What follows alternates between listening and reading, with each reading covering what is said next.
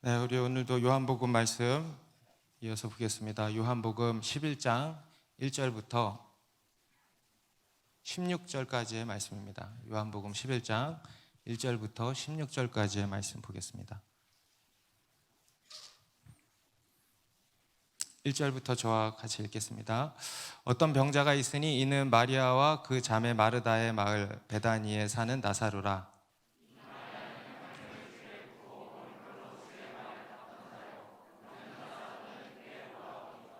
이에 그 누이들이 예수께 사람을 보내어 이르되 주여 보시옵소서 사랑하시는 자가 병들었나이다 하니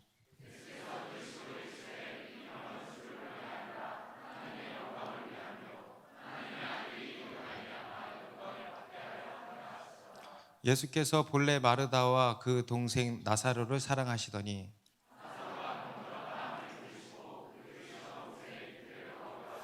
그 후에 제자들에게 이르시되 유대로 다시 가자 하시니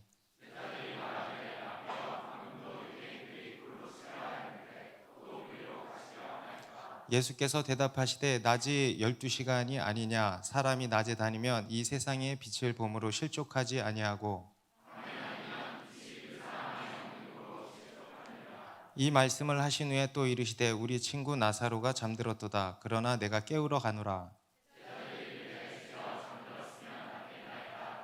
예수는 그의 죽음을 가리켜 말씀하신 것이나 그들은 잠들어 쉬는 것을 가리켜 말씀하신 줄 생각하는지라. 내가 거기 있지 아니한 것을 너희를 위하여 기뻐하노니 이는 너희로 믿게 하려 함이라. 그러나 그에게로 가자 하시니 디드모라고도 하는 도마가 다른 제자들에게 말하되 우리도 주와 함께 죽으러 가자 하니라. 아멘. 네, 우리가 예수 그리스도를 믿고 신앙생활을 시작하고 나면 이렇게 많은 은혜를 이렇게 받기도 하지만 동시에 이런저런 시험이 찾아오기도 합니다.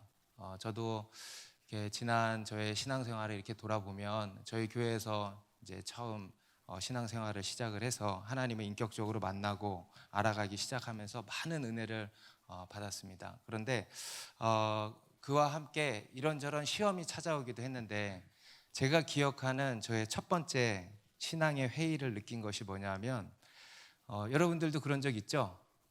신앙의 회의를 느낄 때가 있지 않습니까? 예, 언제 그런 회의를 느끼셨는지 모르겠는데 저 같은 경우는 이 구약 성경에 나오는 욥기서를 처음 접했을 때였습니다.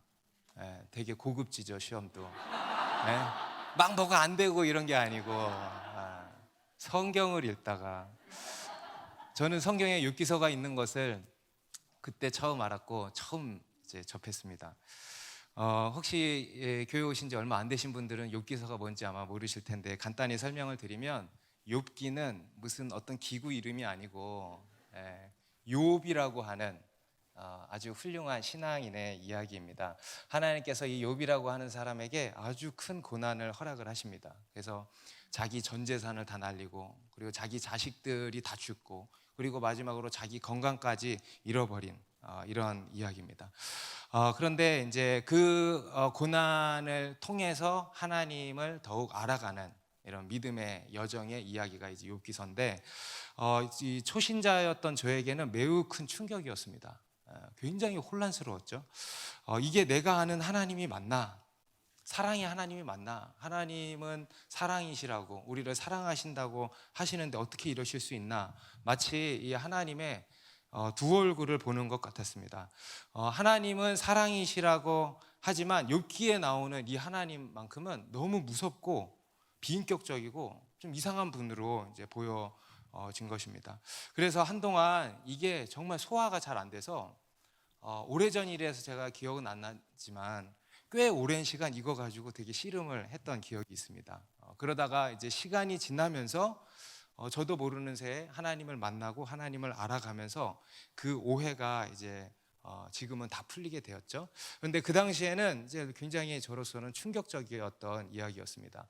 여러분 그 이야기를 여러분들도 읽어보셔서 아시겠지만 읽는 것만으로도 어렵잖아요. 너무 혼란스럽지 않습니까? 그런데 실제 그 당사자였던 욥은 어떻겠습니까? 그 욥 얼마나 혼란스럽고 신앙의 회의를 이렇게 느끼기도 하고 얼마나 힘들지 않았을까 생각이 됩니다. 이것은 오늘날 우리들의 이야기이기도 한 것입니다. 우리가 욥 같은 그런 큰 고난은 아니지만은 우리 삶에 여러 크고 작은 고난들을 이렇게 만나지 않습니까?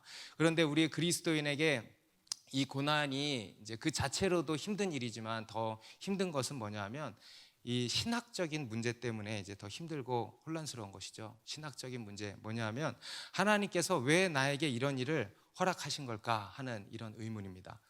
하나님이 사랑하신다고 하는데 하나님이 사랑하시는 나에게 왜 이런 일이 일어나는 걸까? 과연 하나님은 나를 사랑하시는 게 맞나 하는 이러한 의문, 이러한 의심이죠. 이런 것들이 우리를 더 고통스럽게 만드는 것입니다. 그런데 이러한 우리의 이 문제의 본질은 어디에 있냐면 그 고난 자체에 있는 것이 아니고요. 우리가 갖고 있는 하나님의 사랑에 대한 오해 때문인 것입니다. 우리 인간은요, 하나님의 사랑을 오해하고 있습니다.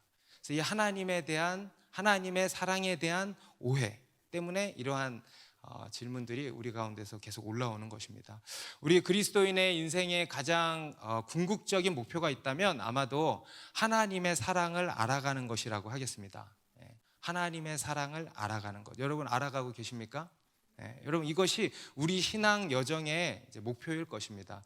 그런데 이 하나님의 사랑을 안다는 것, 이 하나님의 사랑을 우리가 알아간다는 것은 우리가 단순히 생각하는 것처럼 우리가 이 백지 상태에서 무언가를 써나가는 것처럼 아무것도 모르는 상태에서 무언가를 알아가는 그런 것이라기보다는 우리가 오해하고 있던 하나님의 사랑에 대해서 바로 이해하게 된다는 것을 의미합니다.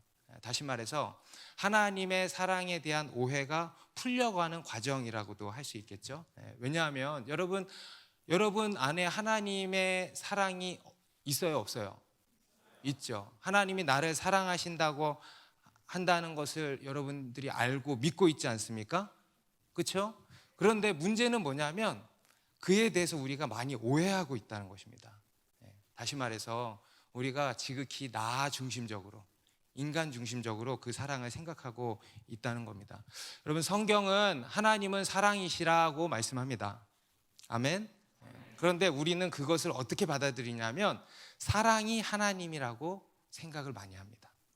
여러분 하나님은 사랑이시라와 사랑은 하나님이라가 이해되시죠?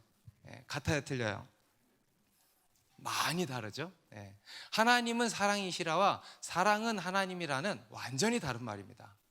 하나님은 사랑이시라라는 것은요 무슨 말이냐면 하나님이 참 사랑이시라는 거죠. 사랑의 주체가 뭡니까? 하나님이라는 거예요.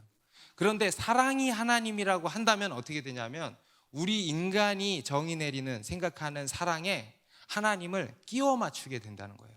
이게 바로 나 중심적인 인간 중심적인 사랑인 겁니다. 하나님의 사랑을 나 중심적으로 그렇게 오해를 하는 겁니다. 그래서 우리가 삶 속에서 이러한 반문들이 계속 올라오는 겁니다. 하나님이 어떻게 그러실 수 있어요? 하나님이 나를 사랑하신다는데 어떻게 이런 일이 일어날 수 있어요?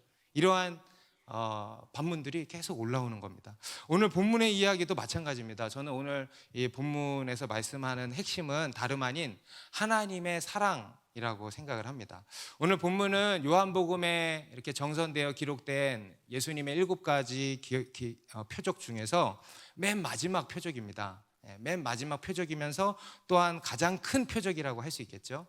바로 우리가 잘 아는 죽은 나사로를 다시 살리신 이야기입니다. 우리 1절, 2절 다시 한번 볼까요? 시작. 어떤 병자가 있으니 이는 마리아와 그 자매 마르다의 마을 베다니에 사는 나사로라. 이 마리아는 향유를 주께 붓고 머리털로 주의 발을 닦던 자요 병든 나사로는 그의 오라버니더라. 베다니에 사는 어느 세 남매를 소개하고 있습니다. 여기서 베다니는 성경의 베다니는 두 군데인데 여기서의 베다니는 예루살렘에서 남동쪽으로 약 3km 떨어진 그러니까 예루살렘 바로 옆에 붙어 있는 그런 동네입니다. 이곳에 이제 마리아와 마르다 그리고 그의 오빠 나사로라는 사람이 살고 있었다는 겁니다. 성경에는요 이 마리아라고 하는 인물이 최소 5명이 나옵니다. 굉장히 많이 나오죠. 그만큼 이름이 이제 했던 이름인 겁니다. 그런데 이제 2절에 분명히 밝히고 있죠. 이 마리아가 누군지. 바로 뒤에 12장에 가면은 이제 예수님께 향유를 붓고 머리털로 예수님 발을 닦던 여인 마리아가 나오거든요. 그 마리아라고 분명히 이제 말씀을 하고 있고, 또 그 언니 마르다는 이제 우리가 잘 아는 마르다죠. 마리아의 언니. 그래서 예수님을 자기 집으로 초대했던 여인입니다. 그리고 그들에게 오빠가 있었다는 거예요. 바로 나사로라고 하는 오빠. 그래서 나사로 형제님. 이 나사로가 병에 이제 걸렸다라는 겁니다. 어떤 병인지는 모르겠습니다만 오늘 본문에서 나사로가 그 병으로 죽었잖아요. 그걸로 봤을 때 아주 심각한 이제 병에 걸렸었다라는 것을 알 수 있죠. 그래서 이 누이들이 예수님께 이제 사람들을 보낸 겁니다.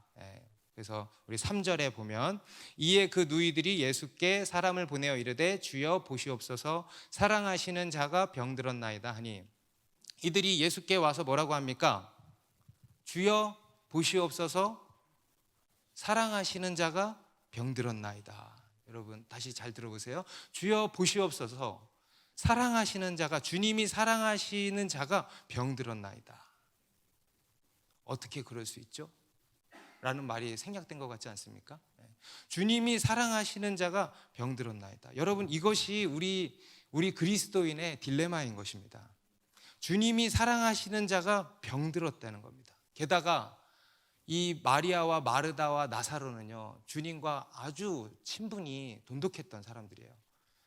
마르다 예수님 자기 집에 초대해가지고 그렇게 헌신적으로 섬겼죠. 마리아 향유 옥합을 깨뜨려가지고 1년치 연봉을 깨뜨려가지고 예수님의 발을 씻겨드렸어요. 굉장히 헌신된 형제 자매들입니다. 그런데 그런 그들에게 이런 일이 생길 수 있는 겁니다.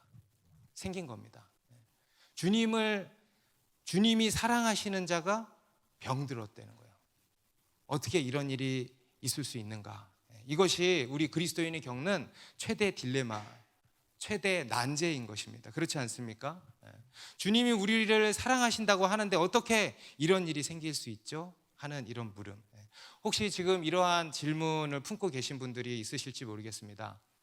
이 물음이 풀리지 않아서 교회를 떠나신 분들은 이 자리에 있으실 리가 없고, 교회를 내가 떠날까 생각하고 계시는 분, 또는 차마 떠날 수는 없고 그냥 실망한 채로 형식적인 신앙생활을 하시는 분도 있으실지 모르겠습니다. 저희 와이프도 고3 때 아버님이 갑자기 췌장 쪽 암에 걸리셨어요. 아버님이 사업을 하셨는데 굉장히 교회에 헌신적이셨던 그런 집사님이셨는데 갑자기 암이 찾아온 겁니다. 40대 후반에. 그래서 주변 사람들이 유 집사님은 하나님이 꼭 살려주실 거다. 이렇게 헌신하셨는데 하나님이 꼭 살려주실 거다. 꼭 낫게 해주실 거다. 이렇게 했대요. 저희 와이프도 고3 때인데 열심히 공부해야 될 때인데 하루에 4시간, 5시간씩 자면서 새벽 기도랑 금요 철야 모든 부흥 집회 다 참석하면서 아버지 고쳐주실 것을 1년 동안 열심히 기도했다 그럽니다. 그런데 수능 9일을 앞두고 아빠가 돌아가신 거예요. 하나님이 이제 데려가신 거죠. 그리고 어떻게 됐을까? 하나님이 어떻게 그럴 수 있어? 하면서 하나님을 떠나버린 거예요. 그래서 이렇게 크게 방황하는 시절들이 있었습니다.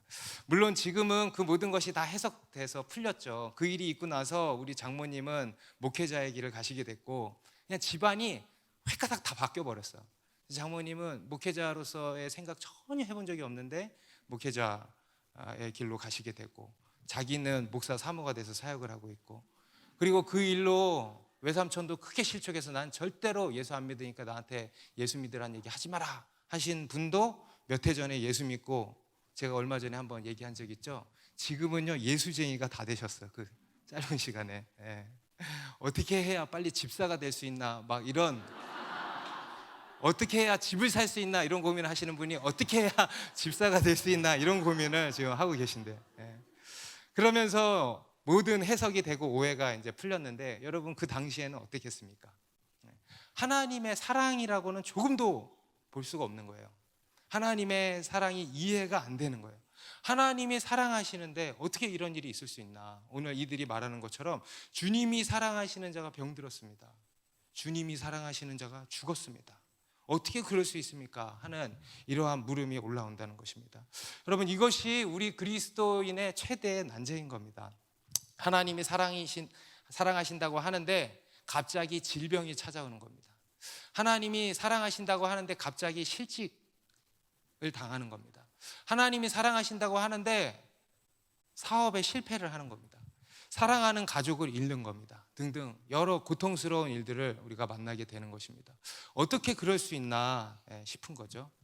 그리고 더 힘든 것은 뭡니까? 주변에 믿지 않는 친구들이 뭐라 그래요? 너 하나님 믿는다고 하면서도 왜 그래?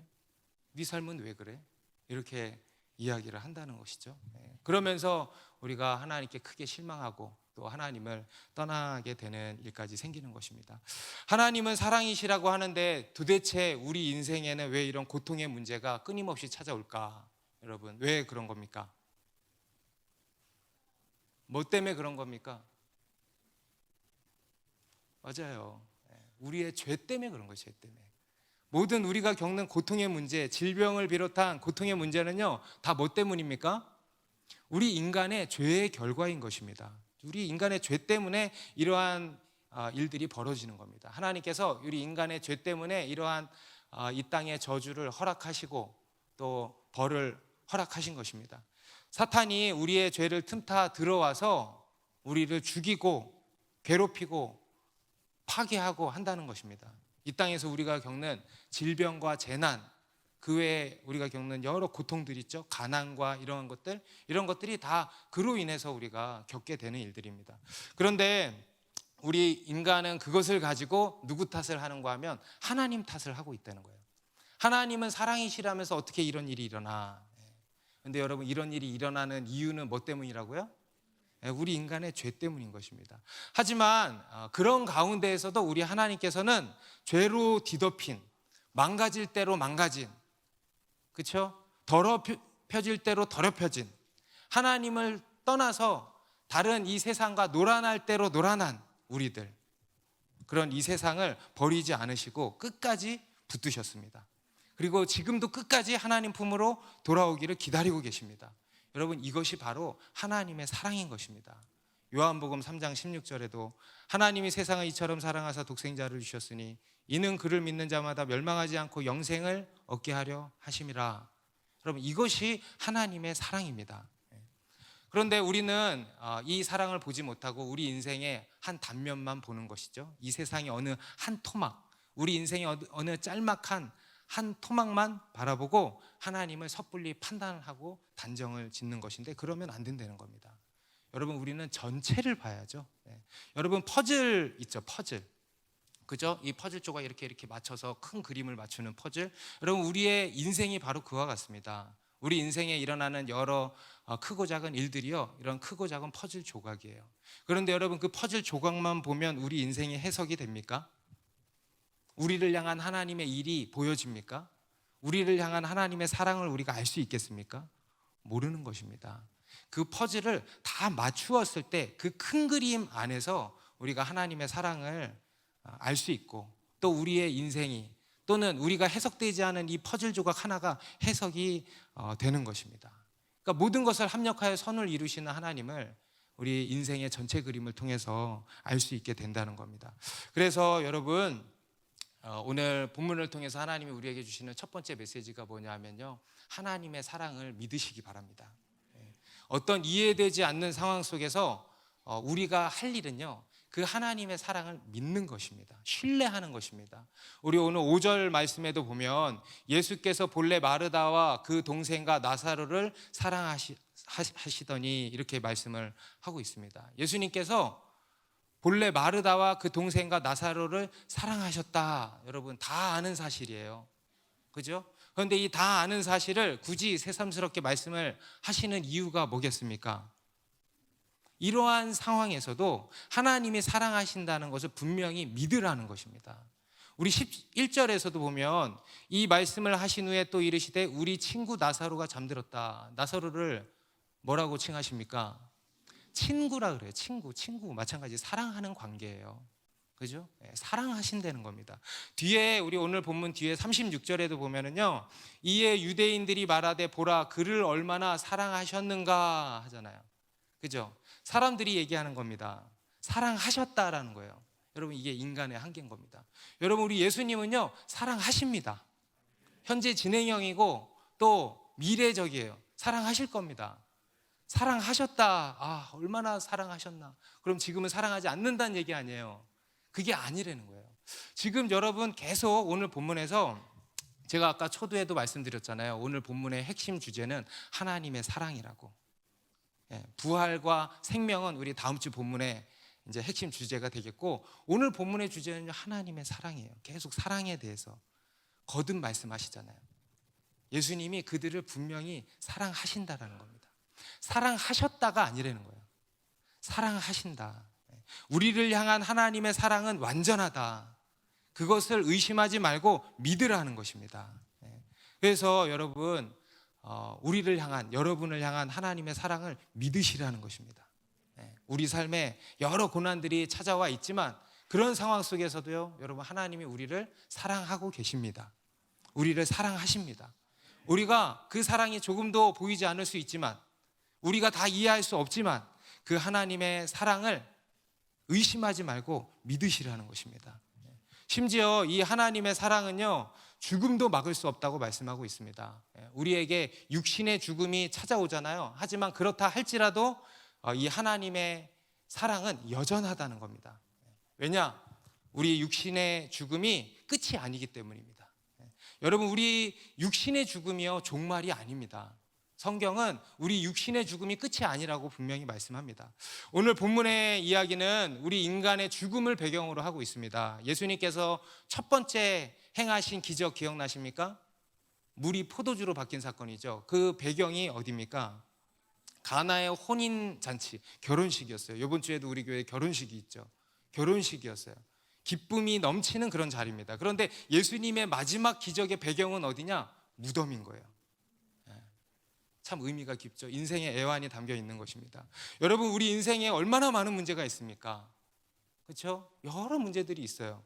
그런데 이 예수님께서 행하신 기적들이 우리에게 주시는 메시지가 뭐냐 하면, 이 많은 문제들이 있지만 예수 그리스도께서 우리 인생의 모든 문제에 해답이 되신다는 겁니다.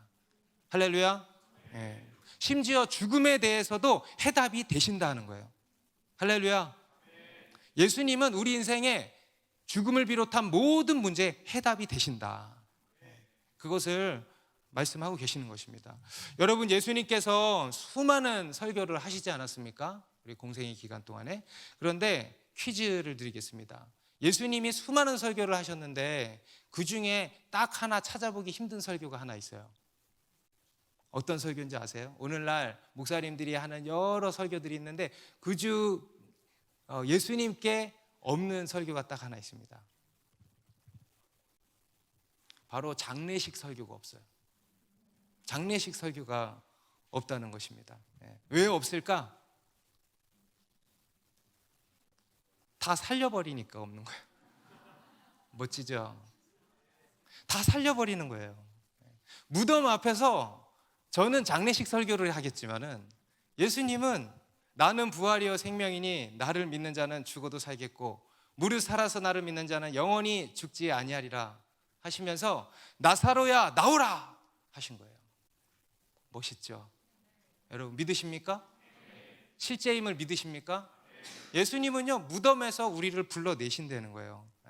오늘 본문에 나오는 우리 인간의 문제는요, 인간 최대의 문제인 죽음의 문제입니다. 우리 인간이 겪는 문제 중에서 가장 슬프고 고통스럽고 절망스러운 문제인 것이죠. 인류 문명이 아무리 발달한다 하더라도 우리 인간의 힘으로 절대 해결할 수 없는 문제가 두 가지가 있는데, 그 중에 하나가 뭐냐면 무의 문제입니다. 없을 무, 없음의 문제. 우리 인간은 유에서 유를 창조할 수는 있어도 무에서 유를 만들어낼 수는 없는 것입니다. 그렇죠? 동의하십니까? 그리고 두 번째, 인간의 문명 발달로 해결할 수 없는 것이 죽음의 문제입니다. 여러분, 우리 인간은요, 아무리 과학이 발달하고 의학이 발달해도 죽음의 문제를 해결할 수는 없습니다. 그래서 우리 인간은 이 죽음에 대해서 그나마 해결하려고 하는 노력이 뭐냐면 바로 철학과 종교예요. 철학과 종교의 본질이 그거죠. 죽음의 문제를 해결하기 위한 것인데, 어떻게 해결하냐면 그냥 죽음을 미화하는 겁니다. 그래서 죽음은 자연스러운 것이다. 죽음은 좋은 것이다 하면서 죽음을 미화시키고 포장하는 겁니다. 그래서 인간으로 하여금 죽음에 대한 부담을 조금이나마 덜어주는 것, 이것이 철학과 종교의 본질이고 또 이것이 철학과 종교의 한계인 겁니다. 기본적으로 죽음을 숙명으로 받아들이는 거 아닙니까? 그런데 여러분, 성경은 뭐라고 말씀하세요? 성경은 하나님께서 죽음을 이기셨다 그러는 거예요. 예수 그리스도께서 이 죽음을 이기셨다 하는 겁니다. 철학과 종교는요, 죽음의 두려움을 이기는 거예요. 그런데 기독교는 차원이 달라요. 기독교는 종교가 아닙니다. 기독교는 죽음을 이기는 것입니다. 그래서 기독교는요, 죽음을 이기는 생명이고 참 사랑인 것입니다. 기독교는 종교가 아닙니다. 한번 따라해 보세요. 기독교는 죽음을 이기는 생명이고 참 사랑이다. 여러분, 기독교, 저는 기독교라는 말을 쓰는 걸 굉장히 싫어해요. 교자를 빼고 싶어. 그냥 기독. 여러분, 기독교는 종교가 아니야. 종교, 철학과 종교는요, 죽음을 어쩔 수 없이 받아들일 수밖에 없고 그에 대한 두려움을 이기려고 노력할 뿐입니다. 하지만 기독교는 죽음 자체를 이긴다는 거예요. 믿으십니까? 예수님께서도 11절에 보면 이 말씀을 하신 후에 또 이르시되 우리 친구 나사로가 잠들었도다. 그러나 내가 깨우러 가느라. 예수님이 뭐라 그러세요? 우리 친구 나사로가 잠들었도다. 따라해보세요. 잠들었도다. 네. 지금 여기서 잠든 것은 뒤에 보면 제자들은 진짜 잠든 걸로 생각을 하는데 죽은 거예요. 나사로가 죽은 것입니다. 죽은 것을 예수님이 뭐라고 표현하시냐면 잠들었다고 표현을 하시는 겁니다. 잠들었다. 내가 그를 깨우러 가느라. 우리도 앞으로 그렇게 표현하면 좋겠습니다. 누가 이제 소천을 하시면 잠들었다 이렇게 하면 좋겠어요. 아, 그분 잠드셨어요. 우리 마가복음 5장 39절에서도 보면 해당장 야이로의 딸이 죽었을 때도 들어가서 그들에게 이르시되 너희가 어찌하여 떠들며 우느냐, 이 아이가 죽은 것이 아니라 뭐라? 잔다 하시니. 그러니까 옆에 있던 사람들이 어땠어요? 낄낄낄대면서 비웃었다 그랬어요. 그런데 그때 예수님이 어떻게 하셨습니까? 나사로야 나오라 하신 것처럼 달리다 쿰 하신 거예요. 달리다 소녀야 쿰 일어나라. 할렐루야. 달리다 쿰 해서 어떻게 됐어요? 소녀가 일어나서 걸었어요. 예수님이 살리신 거죠. 마찬가지 잔다고 하셨다라는 겁니다. 예수님께서는 이 죽음에 대해서요 잔다고 하십니다. 잔다. 여러분, 자면 어떻게 되는 거예요? 언젠가는 깨놔야 되잖아요. 그죠? 잔다라고 하면은요, 깰 때가 있다는 것입니다. 그래서 예수님께 있어서 여러분, 죽음은 뭡니까? 자는 거예요. 영생이 있고, 여러분에게 영생이 있습니까? 여러분에게 부활 생명이 있습니까? 부활을 믿습니까? 그런 자들에게는 죽음은 뭐다? 자는 거예요. 자는 거. 우리 데살로니가전서 4장 14절도 같이 읽습니다. 시작.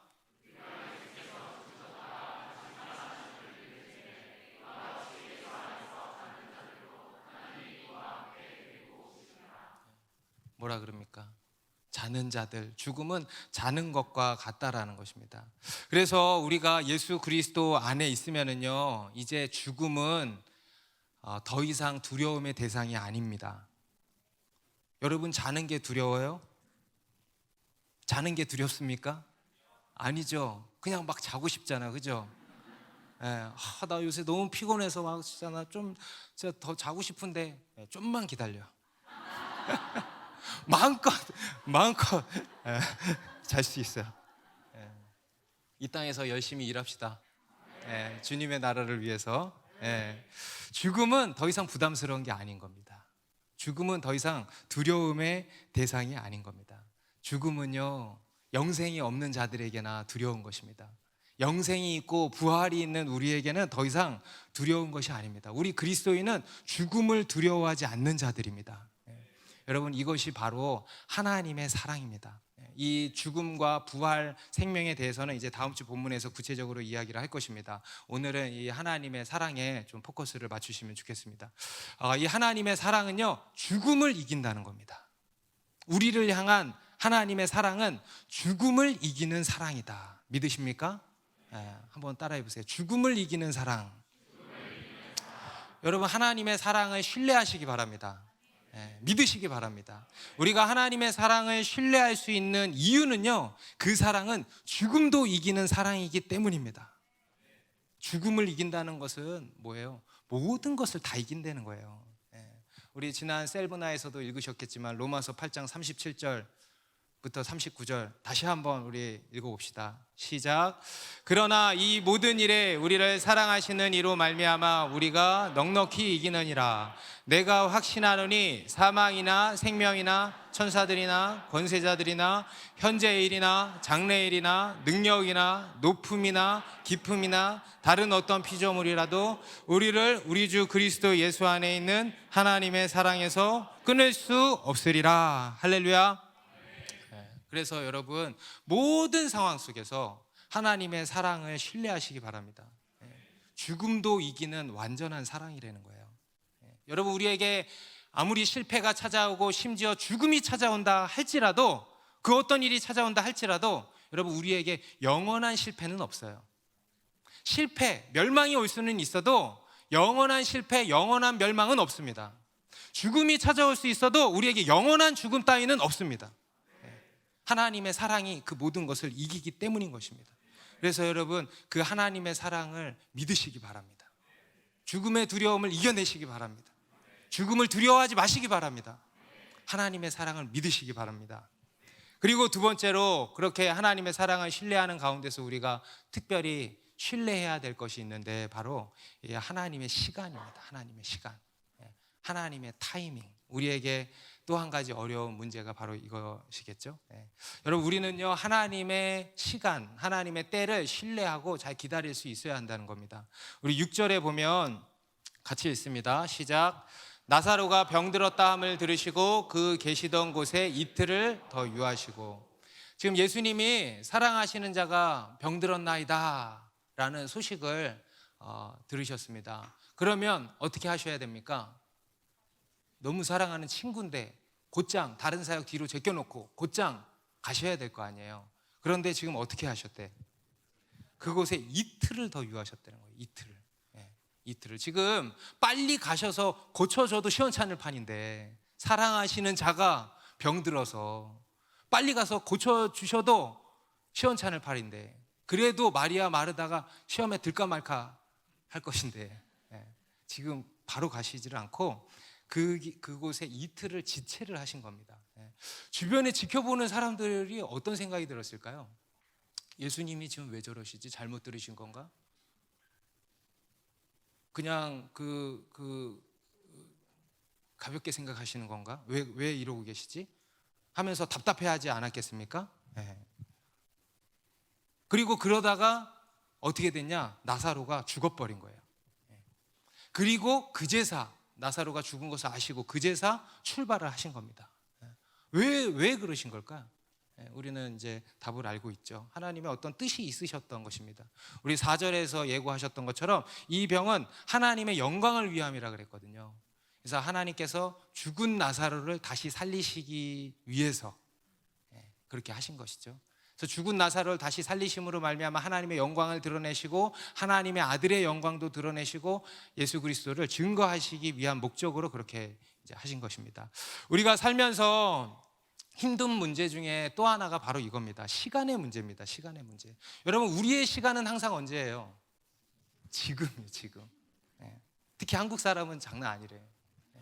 우리는 지금 당장을 원해. 우리가 원하는 시간은 지금이에요.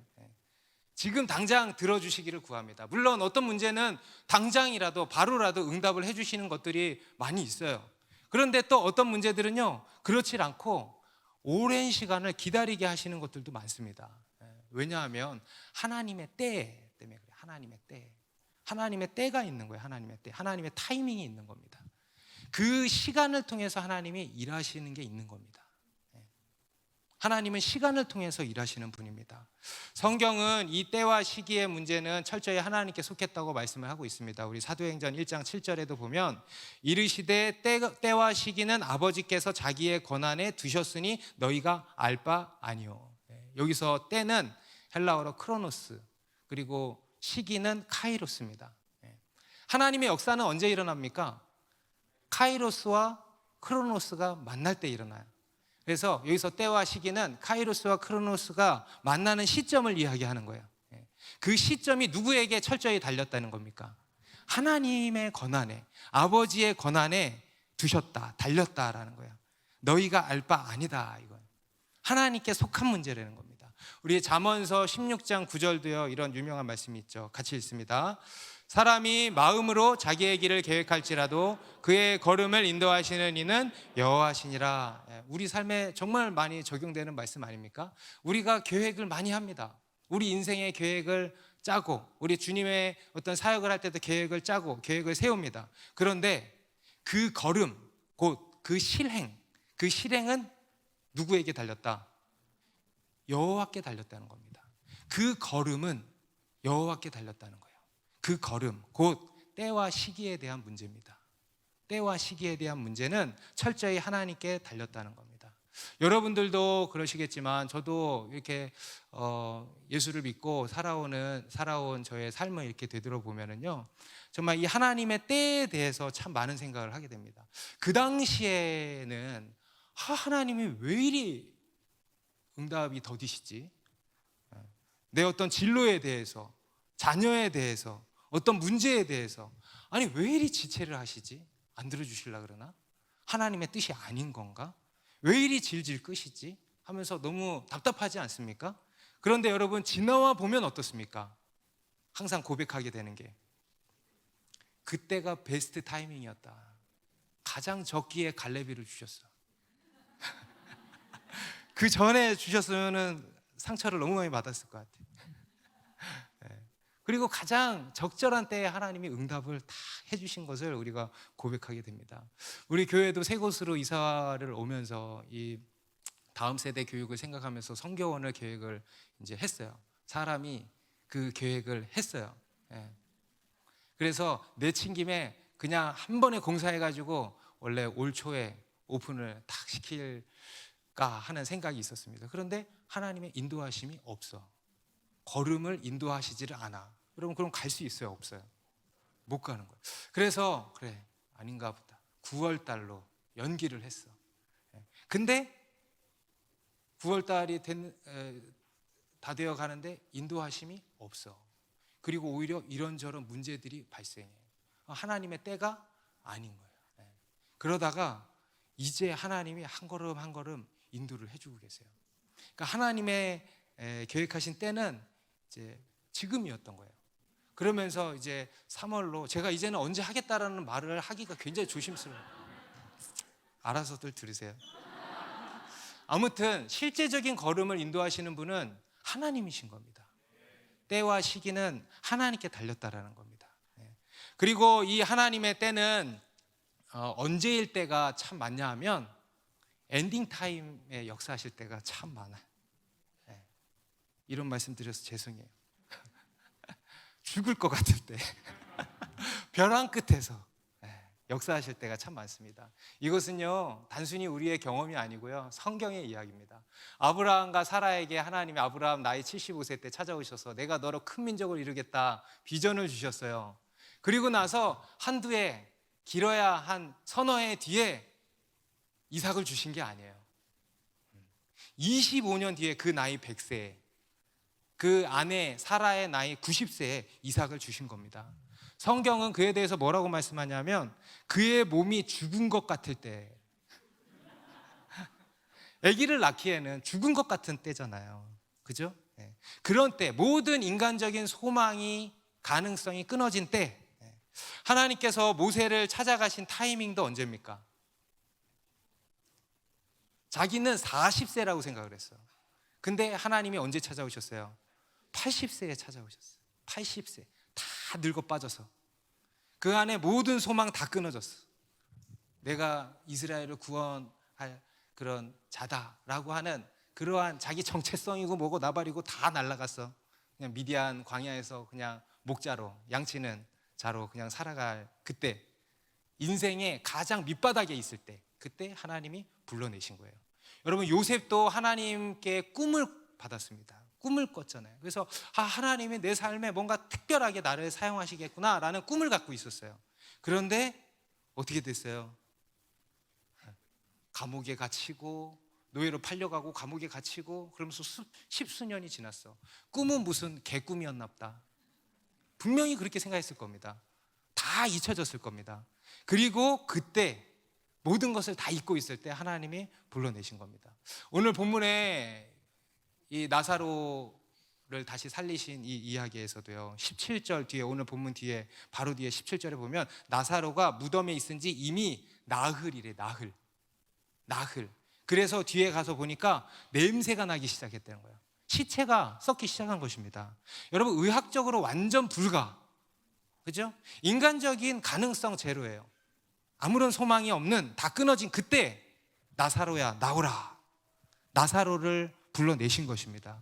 여러분, 우리 인생에도 보면은 이럴 때가 참 많다는 겁니다.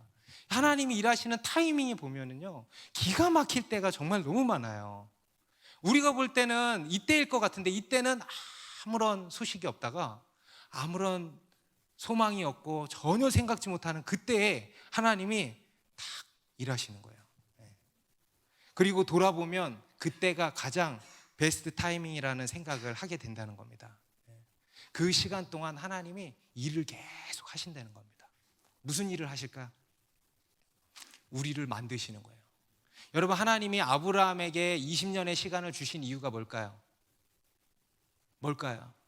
하나님이 이삭을 만드는데 시간이 그렇게 걸렸을까? 아니죠. 아브라함을 믿음의 사람으로 만들었어야 되는 거예요. 여러분, 만약에 아브라함이 믿음의 사람이 아니었잖아요. 믿음의 사람이 아닌 상태에서 이삭을 낳았어. 그럼 어떻게 됐을까? 믿음의 조상이라고 하는 것이 이루어질 수가 없는 거예요. 믿음의 유산을 물려줄 게 없는 거예요. 믿음의 유산, 물려줄 유산을 쌓는 기간을 허락하신 거예요. 여러분, 하나님께서 우리 삶에 이렇게 지체하시는 이유가 뭔지 아십니까? 하나님의 특별한 목적이 있는 겁니다. 바로 우리의 믿음을 만드시는 거예요. 우리로 이것을 담을 수 있는 그릇을 만드시는 거예요. 이 그릇이 깨져 있고 더러워져 있고 준비가 안 돼 있는데 무언가를 담을 수 있겠습니까? 절대 담을 수가 없죠. 그래서 이 그릇을 준비하시는 시간으로서 이러한 시간을 허락을 하시는 겁니다. 그래서 하나님의 시간에는요, 다 이유가 있는 거예요. 그래서 그 가운데에서 우리가 할 일은 뭘까? 믿음으로 기다리는 거죠. 하나님의 때를 인정하고 신뢰하고 기다려야 되는 겁니다. 그게 베스트 타이밍이라는 것을 기다려야 된다는 겁니다. 그래서 갈라디아서 6장 9절에 이렇게 말씀합니다. 같이 읽습니다. 시작. 우리가 선을 행하되 낙심하지 말지니 포기하지 아니하면 때가 이름에 거두리라. 여기서 때도 헬라어로 카이로스입니다. 하나님의 사랑을 신뢰하시기 바랍니다. 그리고 하나님의 때를 신뢰하시기 바랍니다. 그래서 그 하나님의 때를 기다리면 하나님의 때가 이름에 거두리라. 거두게 될 것입니다. 그래서 여러분, 오늘 말씀의 결론은 이겁니다. 여러분, 그렇다면 우리에게 있어야 할 것은 뭐겠습니까? 예수님이 죽음까지 이기시고 그분의 사랑이 죽음까지도 이기시는 그런 완전한 사랑이라면, 우리에게 이러한 영생을 주는 그 사랑이라면 우리에게 필요한 건 뭘까? 크게 얘기해 보세요. 믿음이에요, 믿음. 그렇잖아요. 이제 와서 봤을 때 우리에게 필요한 건 오직 뭐예요? 우리에게 필요한 건 오직 믿음이에요. 그래서 15절에 보면 내가 거기 있지 아니한 것을 너희를 위하여 기뻐하노니 이는 너희로 믿게 하려 함이라. 그러나 그에게로 가자 하시니. 지금 예수님이 뭐라 그러십니까? 완전히 돌맞을 얘기를 하고 계시죠. 내가 거기에 있지 않는 것을 모든 사람은 다 안타까워하고 있습니다. 그렇죠? 그런데 예수님은 뭐라세요? 기뻐하신다는 거예요. 나사로가 죽어서 기쁘다가 아니지. 그럴 거 아니에요. 그죠? 왜 기쁘신 겁니까? 그것을 통해서 뭔가 목표로 하신 것을 이루실 것이기 때문에 기쁘신 거예요. 그게 뭐냐면 바로 그들의 믿음의 성장, 그들의 믿음이 더 견고해지는 거예요. 그들에게 하나님의 사랑을 더 확신할 수 있는 그러한 기회가 된다는 것입니다. 여전히 예수님께서는요, 그들의 믿음에 초점이 맞춰져 계신 것이죠. 우리 사람들은요, 그 문제에 항상 초점을 맞추게 되어 있습니다. 하지만 예수님께서는 늘 제자들의 믿음에 초점이 맞춰져 있었습니다. 우리 앞에 오병이어 기적에서도 보면 제자들과 사람들의 초점은 배고픔에 있었죠. 그죠? 우리에게 아무것도 없다라고 하는 그런 결핍에 있었죠. 어떤 현실 문제에 초점이 가 있었잖아요. 그런데 예수님께서는 어디에 초점이 가 계셨습니까? 빌립의 믿음을 시험하셨잖아요. 다 까먹었지. 빌립의 믿음에 초점을 맞추시는 거예요. 여러분, 지금 하나님이 우리에게 가장 초점을 맞추시는 게 뭔지 아십니까? 우리의 믿음이에요. 우리는 우리 삶에 처한 많은 문제들에 초점이 맞춰져 있겠죠. 그런데 하나님께서 우리에게 초점을 맞추시는 것은 우리의 믿음이라는 겁니다. 아브라함은 이삭, 자기가 낳을 자녀에 초점이 맞춰져 있다면, 임신에 초점이 맞춰져 있었다면, 그렇죠? 하나님께서는 무엇에 초점이 맞춰져 있었냐? 아브라함의 믿음에 초점을 맞추고 계셨다라는 겁니다. 그래서 여러분, 우리가 정말 구해야 할 것이 이제 뭘까요? 믿음이에요, 믿음. 여러분, 하나님께서는 예수 그리스도 안에서 우리에게 모든 것을 이제 다 주셨습니다. 그 가운데서 우리에게 있어야 할 게 뭡니까? 믿음이에요. 우리가 구해야 할 것이 있다면 뭐겠습니까? 믿음이에요. 믿음을 구해야 돼. 우리 19세기에 활동한 덴마크의 철학자 키에르케고르, 실존주의 철학의 창시자라고 여겨지는 사람입니다. 이분이 42세에 생을 마감했는데, 그가 낸 책 중에 가장 대표적인 책이 뭐냐면 죽음에 이르는 병이라는 책이에요. 이 죽음에 이르는 병은 오늘 본문인 요한복음 11장의 나사로를 살리신 이야기를 모티브로 한 책이라 그럽니다. 그래서 이 책 이름도 11장 4절에 예수님이 이 병은 죽을 병이 아니라 하셨잖아요. 거기서 따온 제목이라고 합니다. 죽음에 이르는 병이 아니라, 죽음에 이르는 병. 그래서 이 키에르케고르가 이렇게 이야기를 했어요. 인간을 죽음에 이르게 하는 것은 우리의 육신을 죽이는 여러 질병이 아니다. 왜냐하면 그가 생각하는 죽음은 끝이 아니고 삶의 한 과정이며 새로운 삶에 이르는 통로라고 생각을 했기 때문입니다. 그는 인간을 죽음에 이르게 하는 병은 이런 육신의 질병이 아니고 뭐라고 했냐면 다름 아닌 절망이라 그랬어요. 우리 인간을 죽음에 이르게 하는 것은 절망이다. 그래서 우리 인간은 이 절망으로부터 치유를 받아야 된다. 그리고 놀라운 이야기를 했는데, 이 절망을 치유하는 치유책은 단순히 이 세상의 어떤 희망이 아니고 믿음이다. 하나님과의 관계 회복을 믿음이라 그런 거예요. 믿음. 이 믿음이 죽음에 이르는 절망의 치유책이다. 아주 정확한 통찰이죠. 여러분, 우리 인간에게 필요한 것은 뭐라고요? 오직 믿음이라는 것입니다. 여러분, 하나님은 우리를 사랑하십니다. 우리를 향한 하나님의 사랑은 완전합니다. 영원합니다. 실수가 없습니다. 죽음도 이기는 사랑입니다. 여러분, 그 사랑을 믿으시기 바랍니다. 죽음을 두려워하지 맙시다. 죽음을 이기는 그 하나님의 사랑을 믿음으로 모든 것을 이겨나가는 것이 우리 그리스도인입니다. 그 믿음이 우리로 이 세상을 이기게 할 것입니다. 기도하겠습니다.